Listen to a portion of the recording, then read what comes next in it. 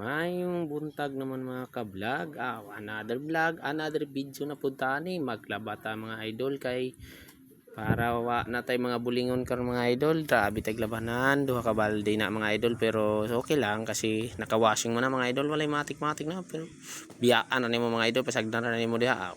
Okay na, tapos kumusumusan.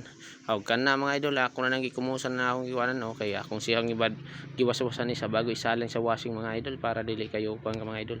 Matanggal ang mga magbuang bunguling ba. Pan na matik-matik na igura tupi-tupi o nagamay mga pantalon pan trabaho mga idol ba. O kana salang di harap na unya ra po na padanawan akong salang mga idol, ako na yung kuan.